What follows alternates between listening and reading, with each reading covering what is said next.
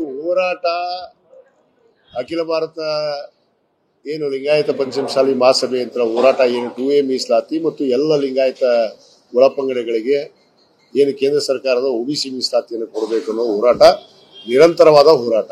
ಇದು ಹೋರಾಟ ಮುಗಿಯೋದಿಲ್ಲ.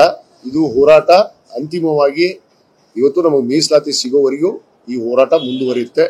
ಈಗಾಗಲೇ ನಮ್ಮ ಪೂಜ್ಯರು ಇವತ್ತು ರಾಜ್ಯಾದ್ಯಂತ ಇವತ್ತು ಸಭೆಗಳನ್ನ ಇವತ್ತು ಜಾಗೃತಿ ಸಭೆಗಳನ್ನ ಮಾಡ್ತಾ ಇದ್ದಾರೆ. ಇವತ್ತು ನಾವು ಕೂಡ ಏನು ಸಮುದಾಯದ ಶಾಸಕರಿದ್ದೀವಿ, ಎಲ್ಲ ಪಕ್ಷದ ಶಾಸಕರು ಸೇರಿಕೊಂಡು ಇವತ್ತು ಸದನದಲ್ಲಿ ಮಾನ್ಯ ಸಭಾಧ್ಯಕ್ಷರಿಗೆ ನಮಗೆ ಅವಕಾಶವನ್ನು ಕೇಳಿದೀವಿ. ನಿಯಮ 69ರಲ್ಲಿ ನಮಗೆ ಚರ್ಚೆ ಮಾಡೋದಕ್ಕೆ ಅನುಮತಿಯನ್ನ ಕೇಳಿದೀವಿ. ಬಹುತೇಕ ಇವತ್ತು ನಾಳೆ ಕೊಡ್ತೀನಿ ಅಂತ ನಾವು ಭರವಸೆಯನ್ನು ಕೊಟ್ಟಿದ್ದಾರೆ ಮಾನ್ಯ ಸಭಾಪತಿಗಳು ಅನುಮತಿ ಕೊಟ್ಟರೆ ನಾವು ಚರ್ಚೆ ಮಾಡಿ ಸರ್ಕಾರಕ್ಕೆ ನಾವು ಮತ್ತೊಮ್ಮೆ ಮನವಿಯನ್ನು ಸಲ್ಲಿಸ್ತೀವಿ. ಈಗಾಗಲೇ ಮಾನ್ಯ ಮುಖ್ಯಮಂತ್ರಿಗಳು ಭೇಟಿಯಾಗಿದ್ದೀವಿ.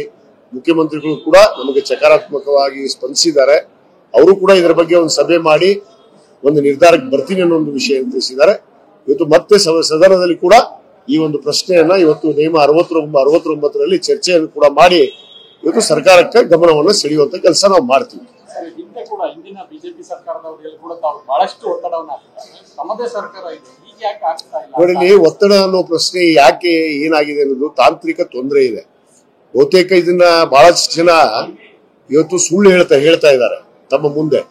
ಏನಾಗಿದೆ, ಇವತ್ತು ಹಿಂದೆ 2D 2C ಅಂತ ಇವ್ರು ಏನು ಘೋಷಣೆ ಮಾಡಿದ್ರು ಹಿಂದಿನ ಸರ್ಕಾರದವರು, ಅಲ್ಲಿ 2B ಮೀಸಲಾತಿಯನ್ನ ತೆಗೆದುಹಾಕಿ 2% 2Dಗೆ 2% 2C ಅಂತ ಏನ್ ಕೊಟ್ರು, ಅದು ತಡೆಯಾಜ್ಞೆ ಇದೆ.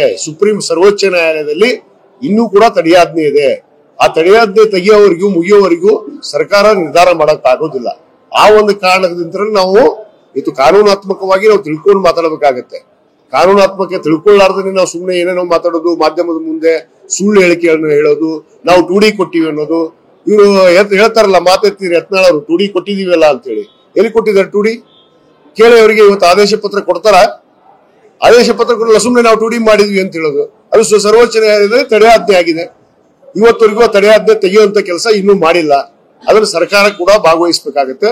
ಅದಕ್ಕೆ ಮಾನ್ಯ ಮುಖ್ಯಮಂತ್ರಿಗಳ ಗಮನಕ್ಕೆ ನಾವು ತಂದಿದ್ದೀವಿ. ಅದಕ್ಕೆ ಅವರು ಕೂಡ ಸ್ಪಂದಿಸಿದ್ದಾರೆ. ಖಂಡಿತವಾಗಿ ಒಂದು ಇತ್ಯರ್ಥ ಆಗುತ್ತೆ.